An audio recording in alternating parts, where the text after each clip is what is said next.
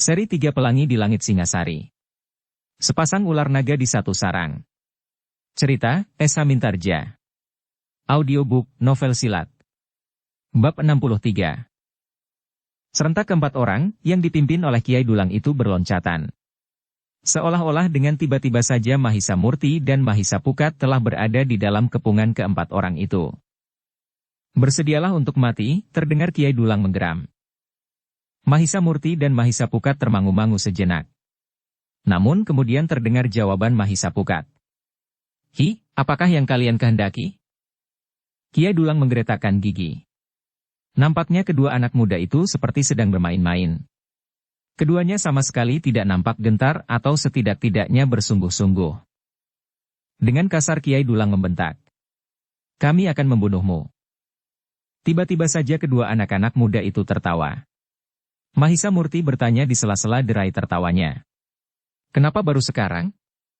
Aku sudah berada di sini sejak tadi. Baru sekarang aku sempat, setelah pasukan di pihakmu menjadi semakin tipis. Sekarang datang giliranmu untuk mati." "Tidak mau. Kami masih ingin hidup. Jika hidupku harus aku pertahankan dengan membunuhmu, maka aku akan melakukannya." Kiai Dulang benar-benar tersinggung. Dengan serta-merta ia pun meloncat sambil berteriak. "Kubunuh kau." Mahisa Pukat yang menerima serangan langsung itu pun masih sempat mengelak. Sambil meloncat ke samping ia berkata, "Jangan tergesa-gesa. Kita akan bertempur lebih dahulu." Keempat lawannya itu pun segera menyerang bersama-sama. Mereka berloncatan sambil mengayun-ayunkan senjata mereka. Bahkan sejenak kemudian, Kiai Dulang sudah mulai dengan gerak lingkarannya. Mahisa Pukat dan Mahisa Murti harus bergerak dengan cepat menghindari serangan yang datang seperti ombak lautan. Susul-menyusul tidak habis-habisnya. Bahkan kemudian keempat lawannya itu sudah mulai bergerak dalam lingkaran. Sejenak kedua anak muda itu berdiri saling beradu punggung. Mereka harus bekerja keras untuk menangkis serangan-serangan yang berdatangan. Namun sejenak kemudian Mahisa Pukal berbisik. "Kita akan memutuskan lingkaran itu." "Ya," jawab Mahisa Murti. "Berilah aba." Mahisa Pukat segera mempersiapkan diri. Perlahan-lahan ia bergeser. Kemudian dengan kakinya ia menghentak tanah untuk memberikan aba-aba kepada Mahisa Murti. Demikian kakinya menghentak untuk ketiga kalinya, maka kedua anak-anak muda itu segera meloncat dengan cepat mengikuti gerak putar lawannya. Tetapi hanya untuk beberapa langkah, karena mereka pun kemudian telah berada di garis lingkaran itu pula. Namun secepat itu pula mereka meloncat keluar lingkaran, disusul oleh gerakan berputar pada tumitnya. Sesaat kemudian keduanya telah menyerang lawan mereka dari luar dengan ayunan senjata mendatar berlawanan arah dengan putaran lawannya. Yang terjadi itu sedemikian cepatnya, sehingga keempat lawannya itu terkejut dan untuk sesaat mereka telah kehilangan kesempatan. Tetapi agaknya mereka masih tetap sadar akan keadaan mereka. Dengan segenap kemampuan yang ada, maka mereka pun segera berloncatan sambil berusaha menangkis serangan yang sama sekali tidak mereka duga sebelumnya itu. Namun ternyata bahwa tidak semua di antaranya keempat orang itu berhasil menyelamatkan dirinya. Dua orang yang berada pada jarak terdekat dengan Mahisa Murti dan Mahisa Pukat, benar-benar tidak mempunyai kesempatan untuk menyelamatkan diri. Sejenak kemudian terdengar keluhan panjang. Dua di antara keempat orang itu menjadi termangu-mangu sejenak, namun, yang sejenak kemudian, keduanya pun telah terjatuh di tanah tanpa dapat bangkit kembali. Kiai Dulang menggeretakkan giginya. Kini ia tinggal bersama seorang pengawal. Karena itu, adalah mustahil bahwa mereka berdua akan mampu melawan kedua anak-anak yang masih sangat muda itu. Itulah sebabnya maka sejenak kemudian terdengar isyarat dari mulut Kiai Dulang untuk memanggil beberapa orang kawannya. Tetapi sementara itu perkelahian pun menjadi semakin sengit, sehingga hampir setiap orang telah berdiri berhadapan dengan lawannya masing-masing. Mahisa Murti dan Mahisa Pukat tidak menunggu lebih lama lagi. Ketika mereka melihat kedua lawannya terbunuh, maka mereka pun segera memusatkan perhatian mereka kepada kedua orang yang masih tersisa. Isyarat yang terlontar dari mulut Kiai Dulang memang menimbulkan pertanyaan di hati Mahisa Murti dan Mahisa Pukat. Namun keduanya tidak mau menunggu perkembangan yang mungkin tidak menguntungkan bagi mereka itu. Sehingga dengan demikian maka keduanya pun langsung menyerang Kiai Dulang bersama seorang pengawalnya. Serangan yang datang membadai itu memang sulit untuk dihindari. Itulah sebabnya, maka Kiai Dulang dan seorang kawannya itu pun segera terdesak. Tidak ada kemungkinan untuk melawan kedua anak muda itu dengan ilmu kepercayaannya. Melingkar sambil menggoreskan senjata. Karena ternyata bahwa kedua anak-anak muda itu mampu bergerak lebih cepat dari orang-orang berilmu hitam itu. Ternyata bahwa Kiai Dulang dan seorang kawannya sama sekali tidak mampu bertahan lebih lama lagi. Mahisa Murti dan Mahisa Pukat bergerak semakin cepat. Senjata mereka menyambar-nyambar seperti burung sikatan. Seolah-olah tidak seorang pun akan dapat menghindarkan diri dari sentuhan ujung senjata itu. Ketika pertempuran di luar dinding padepokan itu berlangsung semakin seru, maka Mahisa Pukat dan Mahisa Murti telah memutuskan untuk menyelesaikan kedua lawannya yang telah mencoba menghalangi mereka itu. Ternyata bahwa Kiai Dulang yang bertekad untuk membatasi gerak Mahisa Murti dan Mahisa Pukat justru telah terperosok ke dalam kesulitan. Keduanya tidak berhasil menghentikan gerak kedua anak muda itu, tetapi pada saat-saat yang menentukan. Maka senjata Mahisa Pukat dan Mahisa Murti telah mulai menyentuh tubuh mereka. "Gila!" teriak Kiai Dulang. Tetapi suaranya terputus ketika ujung senjata lawannya langsung menembus jantung di dadanya. Pengawalnya mencoba untuk menyelamatkan diri karena pertempuran yang riuh. Tetapi ia pun kemudian jatuh tertelungkup ketika ujung senjata lawannya membelah punggungnya. Dengan terbunuhnya keempat orang itu, maka kedua anak muda itu justru menyadari bahwa korban telah semakin banyak jatuh. Bukan saja di pihak lawan, tetapi juga di pihak mereka. "Kita tidak boleh bermain-main lagi," berkata Mahisa Murti. "Ya, kita harus bersungguh-sungguh. Korban telah berjatuhan. Bahkan mungkin 1-2 orang prajurit telah terbunuh pula." Keduanya menyesal bahwa seolah-olah keduanya masih saja terseret oleh suatu keinginan untuk bermain-main dengan nyawanya mereka sendiri dan nyawa orang lain, sehingga apa yang mereka lakukan sampai kematian keempat orang lawannya itu tidak banyak berarti bagi keseimbangan pertempuran. Mereka hanya mendapat kepuasan dengan kejutan-kejutan dan sekali-kali membuat lawannya bingung dan berlari-larian menjauh. Tetapi dalam arti benar-benar merubah keseimbangan, rasa-rasanya masih belum mereka lakukan sepenuhnya. Dengan kesadaran itulah maka mereka pun kemudian turun kembali karena pertempuran. Mereka mulai melihat kenyataan bahwa pasukan Empu Sanggadaru di luar dinding halaman itu masih saja merasakan tekanan yang berat, meskipun dengan menyatunya dua arena pertempuran itu telah sedikit memperingan tekanan pada pasukan yang mempertahankan padepokan itu. Karena itu, maka sejenak kemudian Mahisa Murti dan Mahisa Pukat pun telah menempatkan diri langsung ke dalam arena yang garang itu. Meskipun mereka sadar bahwa kehadirannya di banyak tempat juga dapat mempengaruhi keadaan, tetapi mereka memutuskan langsung untuk mengurangi jumlah lawan, dengan melumpuhkan mereka seorang demi seorang. Keputusan itu ternyata benar-benar dapat mempengaruhi keseimbangan. Ketika Mahisa Murti berhasil melukai seseorang sehingga tidak lagi dapat mengangkat senjata, disusul oleh ujung senjata Mahisa Pukat yang tergores di pundak lawan, maka keduanya benar-benar merupakan hantu yang semakin ditakuti oleh lawan-lawannya. Dalam pada itu, di dalam dinding padepokan, Empu Baladatu telah memeras segenap kemampuan yang ada untuk mengalahkan Empu Sanggadaru. Mula-mula ia masih mencoba untuk menundukkan kakaknya tanpa membunuhnya, karena dengan demikian kakaknya akan dapat dijadikan alat yang baik baginya untuk menghimpun kekuatan di padepokan itu. Tetapi karena dengan demikian ia tidak segera dapat menguasai kakaknya, maka ia pun kemudian telah kehilangan pengekangan diri. Ia ingin mengalahkan kakaknya, hidup atau mati, atau dalam keadaan apapun juga. Dengan demikian maka perkelahian itu pun semakin lama menjadi semakin sengit. Empu Sanggadaru pun tidak membiarkan kepalanya dipenggal oleh adiknya sendiri. Di bagian lain, Mahisa Bungalan masih bertempur dengan dahsyatnya melawan Linggadadi. Mereka mempergunakan arena yang seakan-akan terpisah. Tidak seorang pun yang dapat mencampuri perkelahian antara keduanya.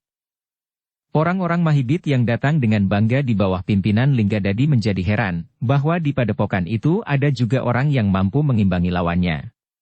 Meskipun nama Mahisa Bungalan pernah mereka dengar, tetapi mereka tidak menyangka bahwa Mahisa Bungalan benar-benar seorang yang luar biasa, sehingga untuk beberapa lamanya ia masih mampu bertahan melawan Linggadadi. Orang-orang dari Mahibit benar-benar merasa heran. Bagi mereka, Linggadadi tidak ada duanya selain Linggapati. Tetapi adalah suatu kenyataan bahwa kini Linggadadi tidak segera mampu mengalahkan Mahisa Bungalan. Betapapun dahsyatnya ia menyerang tetapi Mahisa Bungalan masih saja mampu bertahan, namun agaknya bagi kedua belah pihak pertempuran itu merupakan pertempuran yang berat. Ketika Mahisa Bungalan agak terdesak, maka Linggadadi tidak mau melepaskan kesempatan itu. Dengan sekuat tenaga ia mendesak terus dan memaksa Mahisa Bungalan untuk berloncatan surut. "Sebaiknya kau hentikan perlawananmu," teriak Linggadadi. "Carilah kesempatan untuk berdoa sebelum ajalmu sampai." Mahisa Bungalan tidak menjawab. Ketika senjata Linggadadi hampir menyentuh tubuhnya, ia masih sempat meloncat ke samping. Tetapi demikian kakinya menjejak tanah. Serangan Linggadadi telah menyusul dengan dahsyatnya. Mahisa Bungalan hampir kehilangan kesempatan sama sekali. Tetapi ia masih dapat mengelak dengan menjatuhkan diri meskipun ia tahu bahwa perjuangan yang kemudian akan menjadi bertambah berat. Tetapi ia tidak melihat cara lain yang dapat menyelamatkan nyawanya. Ketika ia melenting berdiri, maka Mahisa Bungalan telah memperhitungkan bahwa serangan berikutnya tentu akan menghantam dengan serunya, sehingga ia pun telah bersiap untuk meloncat sambil menjatuhkan dirinya kembali. Serangan itu benar-benar datang dengan cepatnya. Lebih cepat dari dugaan Mahisa Bungalan. Itulah sebabnya, maka ia tidak sempat menghindarkan diri seluruhnya. Ketika ia meloncat dan menjatuhkan diri sekali lagi, maka terasa ujung senjata lawannya telah menyengat pundaknya. Mahisa Bungalan berdesis. Sambil berguling ia memperhatikan sikap lawannya. Tetapi agaknya lawannya menyadari bahwa senjatanya berhasil mematuk tubuh Mahisa Bungalan, sehingga justru karena itu, maka ada kesempatan sekejap baginya selama lawannya meyakinkan diri atas kemenangannya yang sesaat itu. Mahisa Bungalan sempat mempergunakan kesempatan itu sebaik-baiknya. Itulah sebabnya, maka ia tidak mau terlambat. Ketika ia melenting berdiri, maka ia justru berusaha mendekat lawannya dan dengan dahsyatnya menebaskan senjatanya mendatar. Linggadadi terkejut. Meskipun ia melihat darah, tetapi ternyata luka lawannya tidak terlalu parah. Karena itulah maka ketika serangan Mahisa Bungalan datang, Linggadadilah yang kemudian harus menghindar. Namun demikian ia masih sempat berteriak. "Lukamu telah menitikkan darah. Semakin lama akan menjadi semakin banyak sehingga akan datang saatnya kau tidak mampu lagi untuk melawan." Mahisa Bungalan tidak menjawab. Tetapi serangannya lah yang kemudian datang membadai. Dengan cepat senjata menyambar lawannya seperti kilat menyambar di langit. Linggadadi mengumpat. Ia mencoba untuk menghindar sambil menyerang. Tetapi tekanan serangan Mahisa Bungalan ternyata sangat dahsyatnya, sehingga ia justru kehilangan keseimbangan. Linggadadilah yang kemudian menjatuhkan dirinya karena ia tidak mau dadanya pecah oleh senjata lawan. Dengan cepat ia berguling. Kemudian ia mencoba menangkis serangan Mahisa Bungalan yang datang beruntun masih dalam keadaannya, terbaring di tanah. Ketika terjadi benturan senjata, maka terasa bahwa kekuatan Linggadadi yang kurang mapan itu tidak mampu menahan ayunan senjata Mahisa Bungalan. Karena itu, maka ia masih harus bergeser pada punggungnya, sehingga ujung senjata lawannya tidak mengenai wajahnya. Tetapi agaknya Linggadadi cukup cekatan. Demikian ia berkisar, maka kakinya pun segera menyilang dengan kerasnya menghantam betis Mahisa Bungalan, sehingga Mahisa Bungalan pun terlempar dan jatuh pula di tanah. Namun keduanya ternyata memiliki kecepatan bergerak di luar jangkauan orang kebanyakan, karena sesaat kemudian keduanya telah tegak berhadapan dengan senjata teracung, tetapi ternyata bahwa Mahisa Bungalan mempunyai kelebihan waktu sekejap. Dengan serta-merta ia pun segera meloncat menyerang dengan dahsyatnya. Serangannya yang mengejutkan itu masih dapat dielakkan oleh Linggadadi. Tetapi putaran kaki Mahisa Bungalan benar-benar tidak diduga oleh Linggadadi. Ia menyangka bahwa Mahisa Bungalan akan terdorong oleh kekuatannya yang tersalur lewat serangannya itu, sehingga ia harus berusaha mencari keseimbangan sebelum Linggadadi membalas menyerang, namun ternyata bahwa Mahisa Bungalan telah berbuat lain. Perhitungannya ternyata mendahului satu lapisan dari lawannya, sehingga karena itu, maki serangannya yang berikut benar-benar telah mengejutkan Linggadadi. Dengan gugup Linggadadi meloncat ke samping. Ia masih berusaha mencari jarak untuk menentukan sikap yang kemudian. Tetapi serangan Mahisa Bungalan datang beruntun seperti gelombang di lautan. Sejenak kemudian terdengar desah tertahan. Sebelum Mahisa Bungalan menjadi semakin lemah karena darahnya yang mengalir dari lukanya, maka ia telah berhasil melukai lawannya pula. Sebuah goresan yang panjang telah menyobek kulit Linggadadi di dadanya. Linggadadi menggeram. Tetapi ia tidak dapat melepas kenyataan yang dialaminya. Badannya terluka. Dan darahnya meleleh dari luka itu, lebih deras dari darah yang mengalir dari luka Mahisa Bungalan. Sejenak keduanya berdiri berhadapan, seolah-olah masing-masing ingin menilai keadaan. Masing-masing sadar bahwa mereka telah terluka. Karena itulah, maka mereka berdua bertekad untuk menghentakkan semua kemampuan dan ilmunya untuk segera mengalahkan lawannya. Sejenak kemudian keduanya telah terlibat lagi dalam pertempuran yang dahsyat. Namun ternyata bahwa luka masing-masing mula terasa berpengaruh. Darah yang menetes telah menyusutkan kemampuan mereka mengerahkan tenaga cadangan. Apalagi perasaan sakit yang menggigit kulit rasa-rasanya telah memecahkan semua pemusatan pikiran dan nalar. Tetapi ternyata bahwa tenaga Linggadadilah yang lebih cepat susut, karena lukanya yang lebih parah. Rasa-rasanya tulang-tulangnya mulai dilepas dari dirinya. Tangannya semakin lama menjadi semakin gemetar dan bahkan kemudian seolah-olah tangannya tidak lagi mampu menggenggam senjatanya. Mahisa Bungalan pun merasa seakan-akan tenaganya menjadi semakin susut. Tetapi dalam kecemasannya, ia melihat lawannya selalu meloncat surut. Bahkan kemudian terasa perlawanannya tidak lagi menentu. Darahnya lebih banyak mengalir, berkata Mahisa Bungalan di dalam hatinya. Namun dalam pada itu, Linggadadi merasa bahwa kekuatannya sudah semakin larut, membuat perhitungan terakhir. Ia telah terlanjur berada dalam arena yang sama sekali tidak disangkanya. Ia sama sekali tidak menduga bahwa ia akan bertemu dengan anak muda yang bernama Mahisa Bungalan yang mendapat gelar seperti dirinya sendiri, pembunuh orang berilmu hitam. Dan bahkan ternyata bahwa ia sama sekali tidak dapat mengatasi kemampuan ilmu anak muda itu. Keadaannya yang terakhir telah memaksanya untuk mengambil suatu sikap yang menentukan. Menang atau mati. Itulah sebabnya, maka dalam kesempatan terakhir, Linggadadi telah menghimpun semua sisa tenaga yang ada. Ketika ia melihat sebuah kesempatan, maka dengan serta-merta. Sambil berteriak nyaring ia menyerang, dengan dahsyatnya. Senjatanya berputar seperti baling-baling, kemudian dengan kekuatan raksasa senjata itu telah menghantam lawannya. Mahisa Bungalan yang sudah terluka pun terkejut melihat serangan yang dahsyat itu. Serangan yang sama sekali tidak diduganya. Apalagi di saat terakhir nampaknya Linggadadi telah kehilangan hampir separuh dari kekuatannya. Tetapi tiba-tiba serangan itu datang dahsyat sekali. Mereka, Linggadadi tidak ada duanya selain Linggapati. Itulah sebabnya, maka di luar kemampuannya, maka Mahisa Bungalan pun harus mengambil sikap yang cepat. Ia pun dengan serta-merta menghimpun sisa tenaganya pula. Ia pun menghentakkan kemampuan yang masih ada padanya untuk menangkis serangan yang tidak sempat dihindarinya itu. Maka terjadilah benturan kekuatan yang sangat dahsyat. Meskipun kekuatan itu telah jauh susut, tetapi hentakan yang tiba-tiba dengan pengerahan segenap tenaga cadangan yang tersisa, maka benturan itu benar-benar merupakan benturan yang menentukan.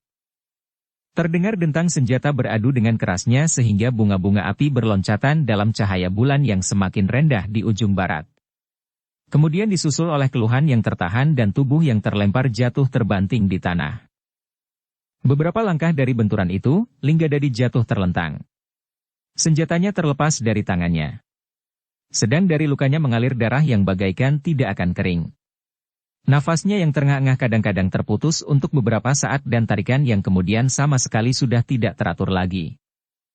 Di arah yang lain, Mahisa Bungalan terdorong beberapa langkah dan terhuyung-huyung beberapa saat. Ia pun tidak lagi dapat menguasai keseimbangannya dan bertelekan senjatanya ia terjatuh pada lututnya. Tetapi sejenak kemudian, ia sama sekali tidak mampu lagi untuk berlutut. Dengan nafas yang sendat ia jauh terguling di tanah sambil memejamkan matanya. Sejenak kemudian keduanya telah terbaring diam dalam usapan cahaya bulan yang kekuning-kuningan.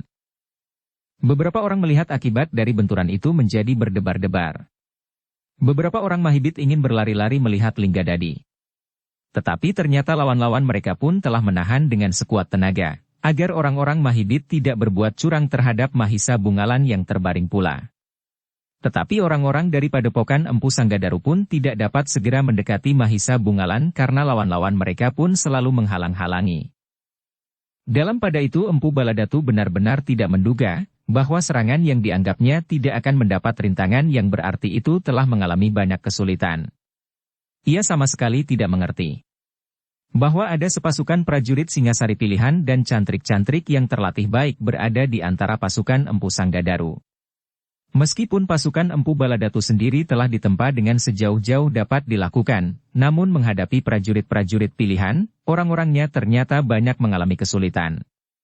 Bukan saja dalam perang seorang lawan seorang, tetapi juga dalam olah keterampilan dan tata cara peperangan dalam kelompok-kelompok yang besar dalam silirnya angin malam yang berbau darah, kedua sosok tubuh Ilu masih saja terbaring diam. Namun kemudian perlahan-lahan Mahisa Bungalan mulai membuka matanya. Dalam saat-saat berikutnya, mulailah ia menyadari apa yang telah terjadi, sehingga dengan sepenuh sisa kekuatannya, ia pun mencoba untuk bangkit dan duduk bertelekan pada kedua lengannya. Tak seorang pun yang dapat mendekat. Empu Sanggadaru pun tidak, karena Empu Baladatu telah melibatnya dalam perkelahian yang sengit. Karena itulah maka seolah-olah, pertempuran yang dahsyat itu tidak mengacuhkannya sama sekali. Dibiarkannya ia bangkit dan duduk sambil memijit keningnya. Kemudian menggeleng-gelengkan kepalanya. Seolah-olah ingin mengusir kebimbangan yang masih mencengkam hatinya. Tetapi kepalanya masih terasa pening, dan tubuhnya masih lemah, sehingga Mahisa Bungalan pun kemudian memutuskan untuk memusatkan segenap daya lahir dan batinnya untuk memulihkan kekuatannya. Ia pun kemudian duduk bersila dan menyilangkan tangannya di dadanya. Kemudian dicobanya mengatur pernafasannya sebaik-baiknya. Mahisa Bungalan hanya melakukannya untuk beberapa saat yang pendek. Ia sadar bahwa setiap saat bahaya datang mengancam. Jika ada seorang saja dari lawan yang lolos dari pertahanan orang-orang dari padepokan Empu Sanggadaru, maka itu akan berarti maut baginya. Siapapun orang itu. Tetapi ternyata bahwa Mahisa Bungalan dapat mempergunakan waktu yang singkat itu sebaik-baiknya meskipun kekuatannya masih belum pulih seluruhnya. Perlahan-lahan Mahisa Bungalan mengurai tangan dan kakinya dan perlahan-lahan pula ia bangkit seperti seorang yang baru bangun dari tidurnya. Yang pertama-tama menarik perhatiannya adalah orang yang terbaring beberapa langkah daripadanya. Ia masih ingat benar bahwa telah terjadi benturan kekuatan yang dahsyat saat senjata mereka beradu. Tetapi ternyata bahwa Mahisa Bungalan tidak kehilangan senjatanya. Senjata itu masih ada di tempatnya terbaring. Sehingga karena itu, maka ia pun telah memungut senjatanya, sebelum kemudian perlahan-lahan mendekati lawannya yang terbaring diam. Pertempuran masih berlangsung dengan sengitnya, di dalam dan di luar halaman tetapi mereka yang sedang bertempur itu seakan-akan tidak menghiraukan Mahisa Bungalan sama sekali. Apalagi setelah Mahisa Bungalan bangkit berdiri dan menggenggam senjatanya kembali. Jika semula lawannya tidak sempat mengganggunya selagi ia masih terbaring, maka setelah ia berdiri dengan senjatanya, justru lawannya akan berusaha menjauhinya sejenak. Mahisa Bungalan berdiri di samping tubuh Linggadadi yang terbaring diam. Dengan hati-hati Mahisa Bungalan pun kemudian berjongkok pada satu lututnya. Ketika tangannya meraba tubuh lawannya, terasa tubuh itu telah dingin. Mati, desis Mahisa Bungalan. Sebenarnya lah bahwa Linggadadi telah mati. Ia telah mengerahkan tenaga yang tersisa, sementara dadanya telah terluka parah. Benturan yang terjadi kemudian, seakan-akan telah menghentakkan segenap sisa darahnya memancar dari lukanya. Itulah sebabnya, maka ia sudah tidak dapat ditolong lagi karena darahnya bagaikan telah habis mengalir. Pada saat Linggadadi pingsan, maka meneteslah titik darahnya yang terakhir dari jantungnya, sehingga nafasnya pun tidak mampu lagi menyusuri lubang hidungnya. Mahisa Bungalan menarik nafas dalam-dalam. Sekilas dipandanginya pertempuran yang sengit. Namun kemudian ia masih mempergunakan sedikit waktu untuk mengobati luka-lukanya meskipun tidak terlalu parah dengan obat yang dibawanya. Baru sejenak kemudian ia mengangkat kedua belah tangannya. Ia menggeliat sambil berdesis, seolah-olah ingin melihat, apakah urat-uratnya masih berjalan sewajarnya. Meskipun tenaganya belum pulih seperti sedia kala, tetapi pertempuran ia harus dihadapinya. Karena itulah maka setapak demi setapak, ia pun melangkah mendekati arena yang seru. Bahkan kemudian ia pun segera melihat, bahwa pasukan Empu Sanggadaru memang agak terdesak oleh lawannya. Empu Sanggadaru melihat semua yang terjadi atas Mahisa Bungalan. Itulah sebabnya ia menjadi berdebar-debar. Apakah dalam keadaannya Mahisa Bungalan masih sanggup untuk bertempur terus? Tetapi Empu Sanggadaru tidak sempat mencegah Mahisa Bungalan, karena ia sendiri masih terikat dalam pertempuran yang sengit. Dalam pada itu, Empu Baladatu yang tidak dapat ingkar dari kenyataan, menggeretakkan giginya. Linggadadi, orang yang dianggapnya memiliki kemampuan yang luar biasa, telah terbunuh oleh seorang anak muda yang bernama Mahisa Bungalan dan bergelar pembunuh orang-orang berilmu hitam seperti Linggadadi sendiri. Sementara itu, ternyata Empu Sanggadaru sendiri juga memiliki ilmu yang tidak dapat diatasinya. Setelah ia bertempur beberapa lama, kakaknya masih tetap nampak segar dan bertempur dengan sepenuh tenaga. Kadang-kadang teringat oleh Empu Baladatu, bagaimana kakaknya berburu binatang buas dengan tangannya, sehingga hatinya menjadi berdebar-debar. Kakaknya adalah seorang yang memiliki tenaga raksasa dan nafas yang panjang tanpa batas. Kebiasaannya berburu dan berlatih dengan cara yang aneh, membuatnya menjadi orang yang mempunyai ketahanan tubuh yang tinggi. Seperti yang pernah didengarnya, Empu Sanggadaru sering berlatih bersama cantriknya dengan berjalan kaki mendaki gunung dan menuruni tebing, sehari penuh tanpa berhenti sama sekali. Itulah sebabnya, maka tenaga Empu Sanggadaru sejak mereka mulai bertempur sampai saat-saat terakhir tidak terlampau banyak susut seperti tenaga Empu Baladatu meskipun mereka bersama-sama telah mengerahkan segenap kemampuan. Dalam pada itu, di luar dinding padepokan, pertempuran masih juga membakar arena. Mahisa Pukat dan Mahisa Murti yang bertempur dengan cara yang berbeda, telah berhasil mengurangi jumlah lawan dengan beberapa orang. Apalagi keduanya masih saja nampak segar seolah-olah mereka baru saja mulai di arena pertempuran itu. Jika mula pasukan Empu Baladatu mampu mendesak maka lambat laun, keseimbangannya pun menjadi semakin berubah. Satu demi satu lawan Mahisa Pukat dan Mahisa Murti dapat dilumpuhkan.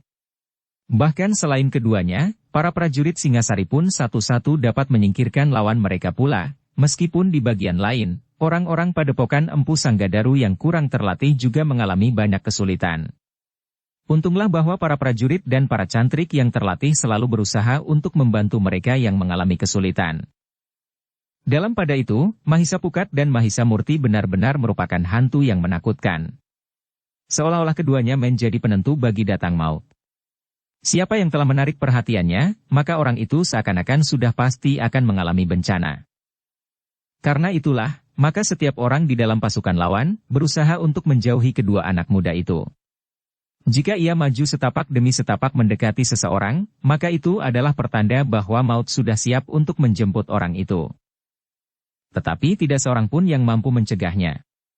Setiap orang di dalam pasukan lawan merasa tidak akan mampu menghadapinya, sementara mereka tidak akan sempat menyusun kelompok kecil untuk melawannya. Karena itulah, maka arena di luar dinding padepokan itu betapapun lambatnya, seolah-olah sudah menemukan kepastiannya. Kedua orang anak muda itu akan menjadi penentu dari pertempuran yang dahsyat itu. Gila, geram seorang bertubuh kekar dari Mahibit. Dua orang dapat menentukan akhir dari pertempuran seperti ini. Apa yang dapat kita lakukan? Orang bertubuh kekar itu tidak menjawab. Ia harus bertempur melawan seorang cantrik yang terlatih baik, sehingga ia tidak banyak mendapat kesempatan untuk menentukan pilihan. Karena itulah, maka yang telah berjalan itu tetap berjalan terus. Mahisa Murti dan Mahisa Pukat berhasil melumpuhkan lawan-lawannya seorang demi seorang, jauh lebih cepat dari korban yang juga berjatuhan dari orang yang berdiri di pihak Empu Sanggadaru. Di dalam dinding padepokan, Mahisa Bungalan masih berdiri tegak. Kadang-kadang ia masih menyempurnakan pernafasannya yang masih terasa belum pulih benar. Namun agaknya silirnya angin malam telah menyebabkan semuanya serasa menjadi bertambah segar. Cahaya bulan yang bulat di langit, membuat malam bagaikan diterangi oleh berpuluh-puluh obor. Tetapi di arena pertempuran itu, darah yang membasahi tanah, sekali-kali memantulkan cahaya bulan yang berkilauan melontarkan pengaruhnya yang aneh. Sejenak Mahisa Bungalan berdiri tegak. Namun ia pun kemudian melangkah lagi semakin dekat dengan arena. Orang-orang yang melihat langkahnya yang tetap, menjadi berdebar-debar. Apalagi mereka yang berdiri di arah langkahnya itu, seolah-olah mereka sudah mulai bercanda dengan maut, seperti yang terjadi dengan Linggadadi. Kematian Linggadadi benar-benar telah membuat setiap hati orang-orang Mahibit menjadi kecut. Bagi mereka, Linggadadi adalah siluman yang tiada ada duanya. Ilmunya rasa-rasanya telah menyentuh langit. Tetapi di padepokan ini, ia telah mati terbunuh oleh seorang anak muda dalam perang tanding yang mengerikan. Mahisa Bungalan adalah anak dan sekaligus murid Mahendra. Jika anaknya mampu membunuh Linggadadi, apa sajakah yang dapat dilakukan oleh ayahnya, gumam orang-orang itu di dalam hati. Namun mereka tidak dapat mengingkari kenyataan itu. Mereka harus menerima kehadiran Mahisa Bungalan, mau tidak mau. Dan sebenarnya lah Mahisa Bungalan yang telah merasa dirinya menjadi semakin segar itu pun menjadi semakin dekat dengan arena. Ketika Mahisa Bungalan mulai menggerakkan senjatanya, maka tiba-tiba saja arena itu seakan-akan telah menyibak. Beberapa orang lawan segera terdesak sebelum mereka bertahan, karena Mahisa Bungalan memang belum berbuat apa-apa. Mahisa Bungalan mengerutkan keningnya. Di dalam cahaya bulan ia melihat wajah-wajah yang cemas dan bahkan ketakutan. Mereka tidak dapat lagi memusatkan perhatian mereka kepada lawan-lawan yang sebenarnya harus mereka hadapi, karena sebagian perhatian mereka telah mereka tujukan kepada Mahisa Bungalan. Dengan demikian, sebelum Mahisa Bungalan kembali menerjunkan diri ke kancah pertempuran, maka pasukan lawan pun telah terdesak perlahan-lahan. Betapa dada Empu Baladatu didera oleh kemarahan yang memuncak. Kematian Linggadadi memang menggetarkan jantungnya, tetapi kecemasan dan ketakutan yang melanda pasukannya benar-benar merupakan suatu penghinaan. Karena itu, maka ia pun berteriak. Hi orang-orang yang menguasai ilmu yang dahsyat dan orang-orang Mahidit yang perkasa, yang memiliki kemampuan seperti burung alap-alap. Kenapa kalian menjadi kecut melihat tingkah laku anak muda yang tidak tahu diri itu? Apakah kalian mengira bahwa Mahisa Bungalan memang memiliki ilmu melampaui Linggadadi? Itu sama sekali tidak benar. Itu hanyalah sebuah mimpi buruk yang kalian hadapi. Linggadadi memang sering meremehkan lawannya. Dan ternyata ia sudah membuat kesalahan.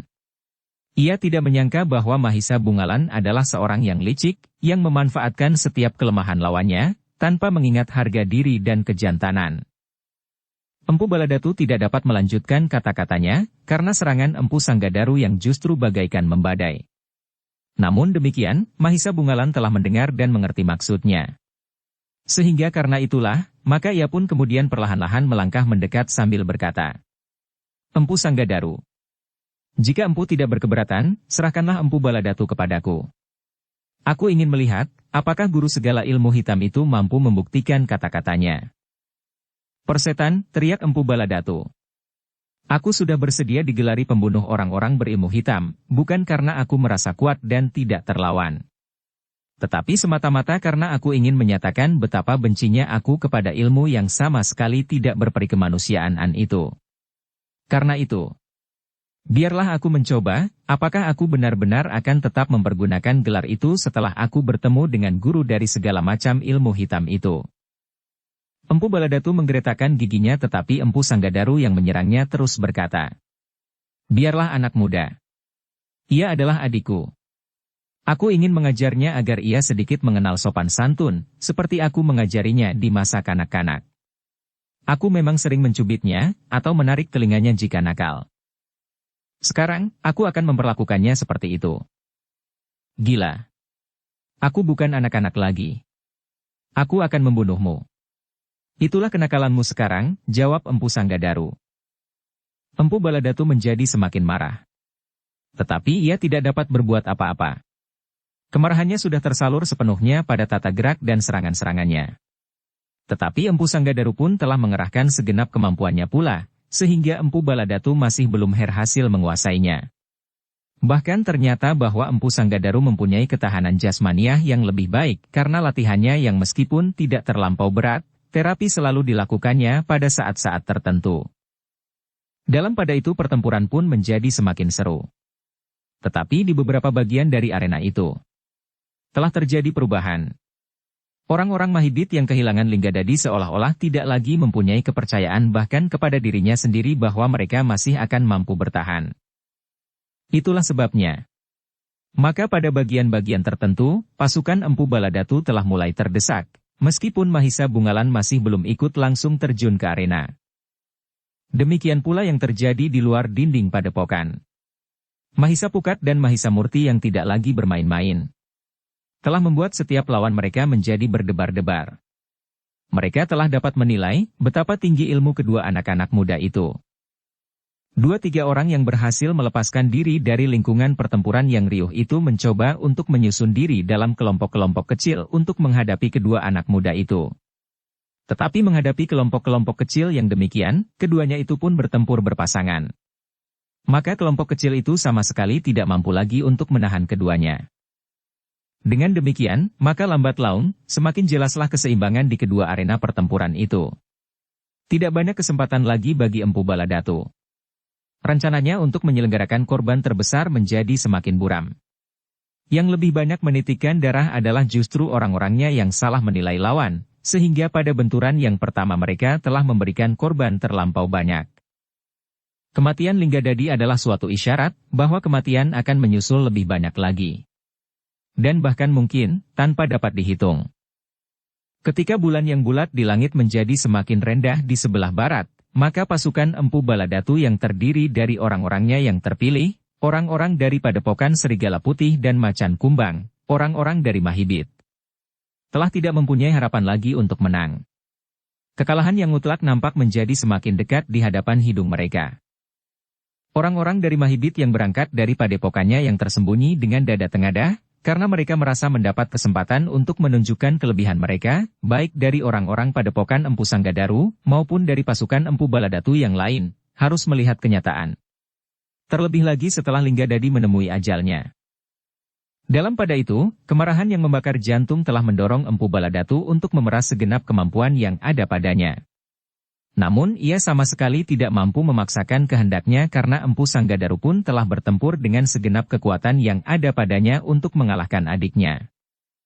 Benturan-benturan senjata yang terjadi, menyatakan bahwa kekuatan Empu Sanggadaru yang mengagumkan itu, masih selalu mengatasi kekuatan Empu Baladatu. Bahkan seolah-olah tenaga Empu Sanggadaru sama sekali tidak berkurang meskipun ia sudah bertempur beberapa saat lamanya. Aku akan menarik telinganya, berkata Empu Sanggadaru kepada orang-orangnya. Seperti masa kanak-kanak, jika ia nakal aku selalu menarik telinganya. Aku akan membunuhmu, teriak Empu Baladatu, kau memang nakal dan keras kepala, sahut Empu Sanggadaru yang menjadi semakin tenang, ketika ia melihat pasukannya yang mula-mula jumlah jauh lebih sedikit, lambat laun berhasil menguasai keadaan. Namun dengan demikian ia dapati membayangkan bahwa korban tentu telah berserakan. Baik dari pihaknya, dan terlebih lagi dari pihak lawan. Empu Sanggadaru yang menyadari kehadiran Mahisa Bungalan, Mahisa Pukat dan Mahisa Murti merasa bersyukur, karena meskipun mereka hanya bertiga, tetapi kehadirannya itu ternyata mempunyai arti yang sangat penting. Demikian juga prajurit-prajurit Singasari yang jumlahnya terhitung tidak terlalu banyak. Tanpa mereka, padepokan ini telah hancur menjadi debu, berkata Empu Sanggadaru di dalam hatinya. Dan ia menjadi ngeri membayangkan apa yang akan dilakukan oleh adiknya dengan upacara korbannya yang garang dan tidak berperi kemanusiaan itu. Cantrik yang menguasai senjata dengan baik tidak terlalu banyak jumlahnya, berkata Empu Sanggadaru di dalam hatinya. Dan ia sadar, bahwa kekuatan padepokan itu sendiri tidak banyak berarti dalam pertempuran itu. Namun demikian, meskipun pasukannya menjadi semakin terdesak, Empu Baladatu sama sekali tidak berpikir untuk menarik serangannya dan menghindar dari arena. Ia telah dikuasai oleh nafsu kemarahan yang tidak terkendali. Yang ada di dalam angan-angannya hanyalah nafsu untuk membunuh. Tetapi Empu Sanggadaru masih tetap bertempur dalam kesadaran. Itulah sebabnya, maka ia masih menahan diri. Meskipun dengan demikian kadang-kadang ialah yang justru harus berloncatan surut. Dalam pada itu, Mahisa Bungalan, yang bertempur di dalam dinding padepokan. Mahisa Murti dan Mahisa Pukat di luar padepokan, benar-benar telah menjadi hantu bagi lawannya. Kehadiran mereka di setiap sudut arena, telah mendesak lawan-lawannya. Bahkan sebelum mereka mencoba melawan. Beberapa orang dari padepokan Serigala Putih dan Macan Kumbang sebagian telah tidak berdaya lagi, sedangkan orang dari Mahibit, terutama yang berada di dalam dinding padepokan, benar-benar telah kehilangan keberanian. Karena itulah, maka pertempuran itu pun kemudian seolah telah berpusat pada kedua kakak beradik itu. Seolah-olah mereka berdualah yang akan menentukan, kapan pertempuran itu akan berakhir. Empu Sanggadaru yang menyadari hal itu, telah membuat perhitungan-perhitungan tertentu. Ia tidak ingin melihat korban lebih banyak lagi yang jatuh. Karena itulah, maka ia pun kemudian mengambil keputusan untuk segera mengakhiri pertempuran. Jika Empu Baladatu dapat dikuasainya, maka orang-orang yang menyerang padepokan itu akan kehilangan kedua pemimpinnya. Karena itulah, maka Empu Sanggadaru pun kemudian mulai mempercepat serangan-serangannya. Pertimbangannya menjadi semakin jauh ketika ia menyadari korban telah berserakan silang melintang. Jika terpaksa adikku menjadi korban, apa boleh buat? Tetapi tidak harus menambah jumlah tanpa dapat dihitung lagi, katanya di dalam hati. Sejenak kemudian, maka Empu Sanggadaru itu pun menggeram. Seolah-olah kekuatan yang tersisa itu pun telah dikembangkannya dengan kekuatan-kekuatan yang tersimpan di dalam alam di sekitarnya. Sehingga menjadi berlipat ganda. Tata geraknya menjadi semakin cepat, dan kekuatannya pun bagaikan kekuatan raksasa yang sedang mengamuk. Empu Baladatu terkejut melihat perubahan yang timbul pada kakaknya itu, karena itu, maka ia pun berusaha untuk mengimbanginya. Ia pun berusaha untuk dapat menggerakkan semua kekuatan yang tersisa sehingga ia tidak akan dapat didesak oleh serangan-serangan kakaknya yang kemudian datang bagaikan banjir bandang. Dengan demikian, kedua orang kakak beradik itu telah bertempur semakin sengit dengan mempertaruhkan hidupnya. Mahisa Bungalan sempat memperhatikan pertempuran antara kedua orang bersaudara itu. Sebagai seorang yang memiliki kemampuan yang tinggi, ia segera dapat mengetahui bahwa keduanya benar-benar telah sampai pada puncak kemampuan. Sekali-kali Mahisa Bungalan melihat Empu Sanggadaru terdesak. Namun kemudian ia melihat Empu Baladatu ada dalam bahaya yang langsung mengancam jiwanya. Namun dalam pada itu, maka ketahanan tubuh keduanya lah yang akan menentukan akhir dari pertempuran itu. Empu Sanggadaru masih tetap dalam batas kemampuannya, sementara Empu Baladatu seolah-olah telah kehilangan kekuatan sedikit demi sedikit. Ketika Empu Sanggadaru menyadarinya, maka ia pun segera membuat pertimbangan terakhir. Dengan perhitungan yang mapan maka ia pun kemudian memaksa Empu Baladatu mengerahkan segenap sisa tenaganya. Serangannya pun datang dengan kekuatan dan kecepatan bergerak yang sudah sampai pada batas kemampuannya. Ternyata usaha Empu Sanggadaru berhasil. Ia dapat memaksa Empu Baladatu memeras semua tenaga yang tersisa, sehingga sejenak kemudian, nafasnya pun mulai mengalir berkejaran semakin cepat di lubang hidungnya. Mahisa Bungalan yang berdiri termangu-mangu menarik nafas dalam-dalam. Sekilas ia melihat pertempuran yang riuh itu. Ia dapat saja terjun ke dalamnya dan membunuh lawan sebanyak-banyaknya. Tetapi ada sesuatu yang menahannya. Jika baru saja ia berada di dalam hiruk-pikuk pertempuran, maka yang dilakukannya adalah sekedar menakut-nakuti lawan dan jika terpaksa melumpuhkan mereka tanpa membunuhnya. Sekilas Mahisa Bungalan melihat bulan-bulat di langit yang menjadi semakin rendah. Sebentar lagi, langit di ujung timur akan menjadi kemerah-merahan oleh fajar yang menyingsing. Bukan saja Mahisa Bungalan, namun Empu Baladatu pun menyadari bahwa sisa malam tinggallah sedikit sekali. Jika bulan lenyap cahayanya karena fajar, maka upacara yang terbesar yang akan dilakukannya itu akan gagal. Rencananya untuk menyerahkan korban sebanyak-banyaknya ternyata sama sekali tidak akan dapat terwujud. Mahisa Bungalan mengerutkan keningnya, ketika ia memperhatikan pertempuran yang mulai menurun itu. Ia melihat Empu Baladatu meloncat jauh-jauh surut sementara Empu Sanggadaru melangkah maju dengan ragu-ragu. Baru kemudian Mahisa Bungalan melihat bahwa sepercik darah telah memerah pada tubuh Empu Baladatu. "Gila!" teriak Empu Baladatu. Empu Sanggadaru berdiri membeku. Dipandanginya adiknya yang terluka di dadanya. "Baladatu," desisnya. Wajah Baladaku menjadi merah padam dalam cahaya bulan yang kekuning-kuningan. Dengan telapak tangan kirinya ia meraba lukanya. Dengan tatapan mata yang membara karena kemarahan yang menghentak, ia melihat darah mewarnai jarinya. "Kau melukai aku kakang," geramnya. Empu Sanggadaru termangu-mangu sejenak. Kemudian sambil maju selangkah ia berkata, "Bukan maksudku Baladatu. Aku hanya ingin memperingatkanmu." "Inikah caramu memperingatkan aku?" "Aku tidak sengaja." "Omong kosong.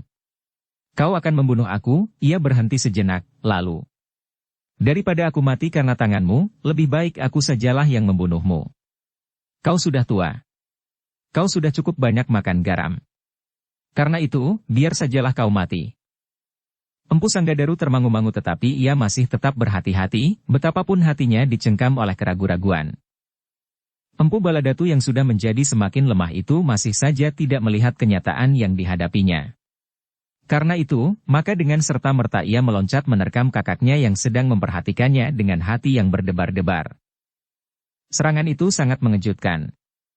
Namun Empu Sanggadaru memang sudah menduga bahwa luka itu tidak akan menghentikan perlawanan adiknya. Karena itulah, maka ia pun kemudian dengan cepat pula mengelak, dengan sebuah loncatan ke samping. Namun dalam pada itu, terkilas di dalam pikirannya, bahwa sudah saatnya ia menghentikan perlawanan adiknya sebelum ia kehabisan darah, jika masih mungkin, maka ia akan mengalahkan dan melumpuhkan adiknya tanpa membunuhnya.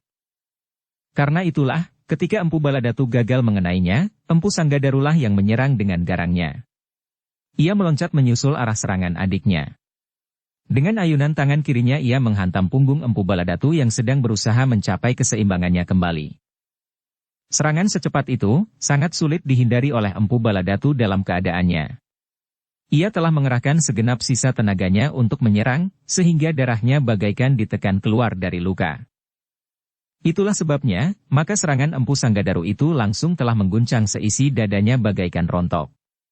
Pukulan pada punggungnya benar-benar telan melumpuhkan segenap kekuatannya, sehingga terhuyung-huyung ia terdorong selangkah maju. Dan kemudian ia benar-benar telah kehilangan keseimbangannya. Sejenak kemudian Empu Baladatu itu pun telah terjatuh di tanah. Sekali ia berguling dan berusaha untuk bangkit. Tetapi agaknya tubuhnya lelah menjadi sangat lemah dan tidak berdaya. Empu Sanggadaru berdiri tegak bagaikan patung memandang adiknya yang terbaring di tanah. Sekilas ia melihat wajah yang pucat dan darah yang mengalir dari luka. Dalam pada itu, pertempuran di dalam lingkaran dinding padepokan itu pun menjadi riuh. Orang-orang dari padepokan Serigala Putih, Macan Kumbang dan orang-orang Mahibit telah kehilangan pemimpinnya. Meskipun sebenarnya jumlah mereka masih cukup, tetapi keberanian mereka telah susut dan bahkan kemudian larut sama sekali. Apalagi apabila tatapan mata mereka tertumbuk kepada Empu Sanggadaru dan Mahisa Bungalan yang telah kehilangan lawan masing-masing, maka hati mereka pun menjadi kecut. Itulah sebabnya, maka perlawanan mereka sama sekali sudah tidak berarti.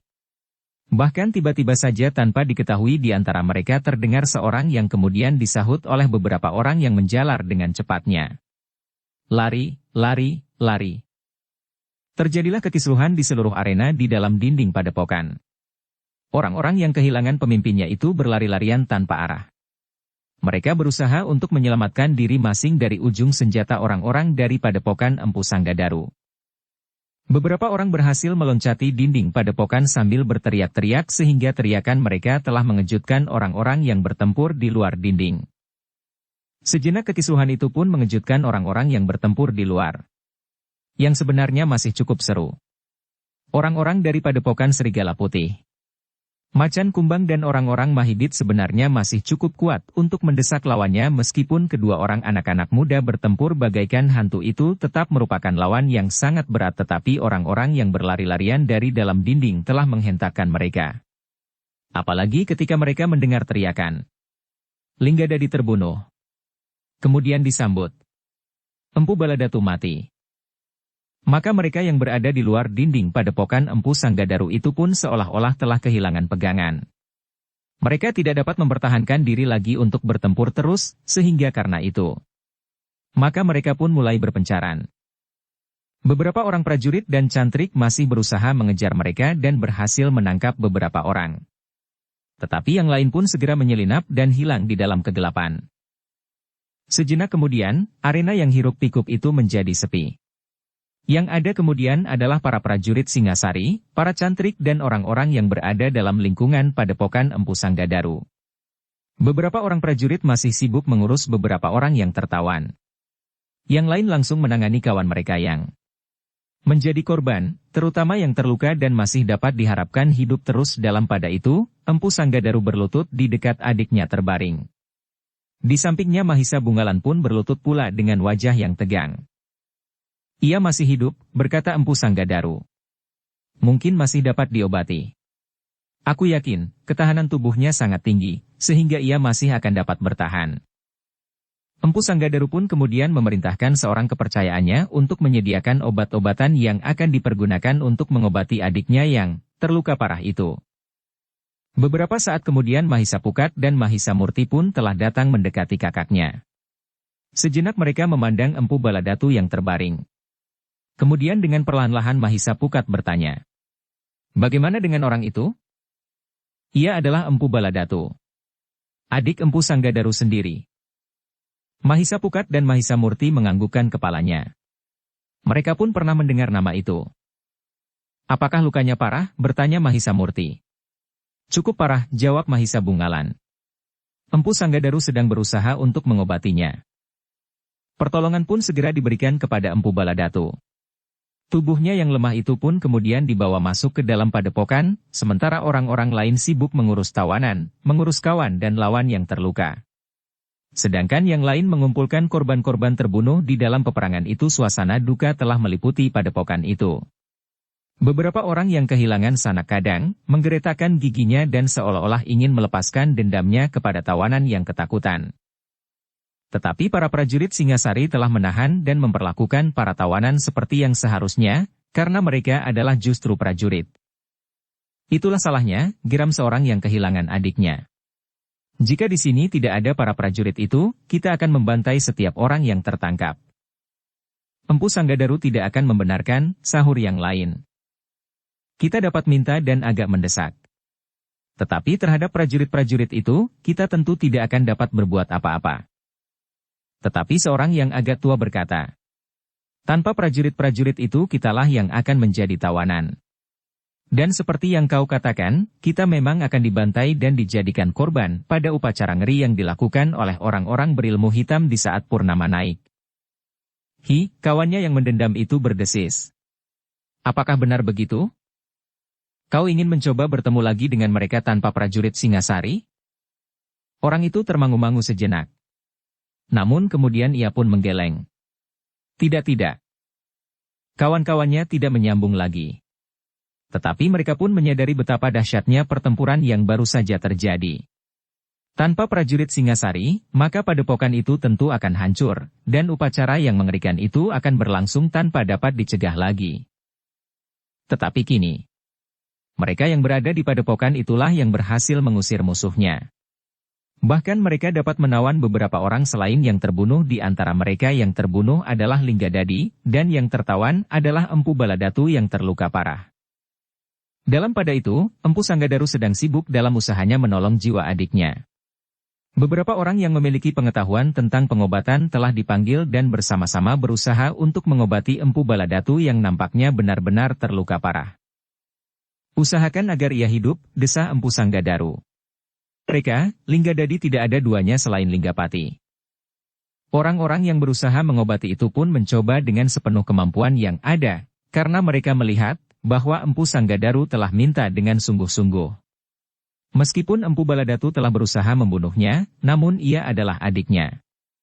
Bagaimanapun juga, Empu Sanggadaru tidak akan sampai hati untuk membiarkan Empu Baladatu mati di bawah hidungnya tanpa berbuat apa-apa. Apalagi luka-luka parah itu adalah karena tangannya yang sedang didorong oleh kemarahan yang tidak tertahankan. Apakah aku akan menyebabkan kematian adikku? Pertanyaan itu selalu mengejarnya. Sehingga seolah-olah ia tidak menghiraukan lagi apa yang telah terjadi di halaman padepokannya. Sementara itu, orang-orangnya sedang sibuk menyingkirkan mayat dan mengangkat orang-orang yang terluka. Beberapa orang telah mendapat pertolongan, namun masih saja terdengar desah dan keluh kesah. Bahkan masih terdengar gemeretak gigi dan kadang-kadang sesambat yang panjang. Sementara itu, Empu Sanggadaru masih saja dicengkam oleh ketegangan menunggui adiknya yang terbaring diam dengan mata terpejam. Nafasnya berkejaran melalui lubang hidungnya. Bahkan kadang-kadang nafas itu berhenti sesaat dan seolah-olah hilang sama sekali. Empu Sanggadaru benar-benar menjadi gelisah. Seolah-olah ia berdiri di hadapan ayah dan ibunya. Dengan wajah yang marah oleh kemarahan, kedua menudingnya sambil menuntut pertanggungan jawab atas keadaan Baladatu. "Ia adikmu," terdengar suara itu mengumandang di dalam dadanya. "Tetapi ia akan membunuhku, dan aku hanyalah sekedar membela diri." Empu Sanggadaru mencoba membantah, "Kau boleh mencubitnya jika ia nakal. Kau boleh memukulnya dengan rotan, atau menarik kupingnya. Tetapi kenapa kau sampai hati membunuhnya? Kau adalah saudara tuanya, kau wajib memperingatkan jika ia sedang lupa diri. Tetapi bukan kewajiban saudara tua untuk membunuh adiknya." Empu Sanggadaru menjadi semakin berdebar-debar. Suara itu bagaikan mengumandang di telinganya tanpa henti-hentinya. Empu Sanggadaru menjadi berdebar-debar ketika ia melihat Empu Baladatu bergerak. Bahkan kemudian terdengar suara keluhan dari mulutnya. "Ia mulai hidup," desisnya. "Cepatlah. Usahakanlah agar ia cepat sadar." Orang-orang yang sedang berusaha mengobatinya itu pun menjadi tegang. Mereka sudah melakukan apa saja yang dapat mereka lakukan untuk keselamatan Empu Baladatu. Namun mereka pun sadar bahwa jika mereka gagal, Empu Sanggadaru pun akan kecewa sekali. Penyesalan yang tidak berkeputusan akan memukul hatinya setiap saat. Tetapi ternyata bahwa usaha mereka tidak sia-sia. Sejenak kemudian, maka mereka melihat Empu Baladatu itu pun membuka matanya. "Baladatu, Baladatu," Empu Sanggadaru memanggil berulang-ulang dengan penuh harapan. Baladatu membuka matanya. Kemudian dicobanya untuk melihat setiap orang yang ada di sekitarnya di bawah cahaya obor yang terang. "Tahankanlah. Bukankah kau memiliki ketahanan tubuh yang tidak terhingga? Kau tentu akan sembuh sama sekali dalam waktu yang singkat," desis kakaknya. Empu Baladatu memandang kakaknya sejenak. Tetapi masih nampak kecemasan yang sangat membayang di tatapan matanya yang pudar. "Baladatu, kau harus sembuh," desis Empu Sanggadaru. Empu Baladatu tidak menyahut. Mulutnya masih terasa berat dan hatinya masih dicengkam oleh kebimbangan. Namun wajahnya yang pucat berangsur menjadi merah. Melalui bibirnya telah dapat diteguk beberapa titik air yang segar, sehingga tubuh yang letih itu pun rasa-rasanya telah dijalari oleh kesegaran itu pula. Namun dengan demikian, perasaan sakit dan nyeri pun telah menjalar pula di seluruh tubuhnya. Tetapi bagi Empu Baladatu yang memiliki pengalaman yang luas, segera mengetahui bahwa dengan demikian urat dan syarafnya di seluruh tubuhnya masih dapat bekerja sewajarnya. Ketika beberapa titik air dituangkan ke bibirnya, Empu Baladatu merasa badannya bertambah segar, sehingga ia mulai mencoba menggerakkan ujung-ujung jari tangan dan kakinya, kemudian pergelangan tangannya dan seluruh lengannya. "Jangan banyak bergerak," kakaknya mencoba menahannya. Empu Baladatu mengejapkan matanya, sebagai isyarat bahwa ia mengerti yang dikatakan oleh kakaknya itu. Beberapa orang pandai yang ada di sekitarnya pun mulai merasa lega. Mereka mulai bernafas dengan teratur, dan terlepas dari ketegangan yang mencengkam. "Mudah-mudahan keadaannya berangsur menjadi baik," gumam salah seorang dari mereka. Sanggadaru pun mengangguk, ia melihat wajah adiknya menjadi berangsur hidup pula, dan nafasnya pun mulai teratur. Empu Sanggadaru meraba pergelangan tangan adiknya. Ia sendiri adalah orang yang memiliki pengetahuan tentang obat dan pengobatan. Tetapi ketika adiknya sendiri yang terkena, maka ia seolah-olah telah kehilangan kepercayaan kepada diri sendiri. Sehingga dengan demikian ia telah memanggil beberapa orang yang dianggapnya cukup mempunyai pengetahuan tentang obat dan pengobatan. Tetapi ternyata bahwa keadaan adiknya itu memang berangsur baik. Karena itulah, maka Empu Sanggadaru pun mulai teringat kepada keadaan padepokannya. Halaman yang rusak karena injakan kaki dan sentuhan senjata yang berputaran, serta mayat yang berserakan di antara orang-orang yang terluka. Dengan ragu-ragu Empu Sanggadaru pun kemudian berbisik kepada salah seorang dari orang-orang yang menunggui Empu Baladatu. "Aku akan turun ke halaman," orang itu mengangguk. Sejenak kemudian Empu Sanggadaru pun telah meninggalkan bilik itu bersama Mahisa Bungalan. Di halaman mereka melihat Mahisa Murti dan Mahisa Pukat sedang berdiri termangu-mangu melihat orang-orang yang sedang sibuk dengan mereka yang terluka dan dengan mayat-mayat. Keduanya menyongsong ketika mereka melihat Empu Sanggadaru dan Mahisa Bungalan mendekati mereka. "Bagaimana dengan kalian?" bertanya Empu Sanggadaru. "Kami tidak mengalami sesuatu, Empu," jawab Mahisa Murti. "Syukurlah," jawab Empu Sanggadaru. "Beristirahatlah di dalam. Aku akan mengawasi orang-orang yang sedang mengatur tawanan agar tidak terjadi sesuatu yang tidak diinginkan." Bersambung ke bab 64. Dukung kami dengan subscribe, follow, like, komen dan share. Terima kasih.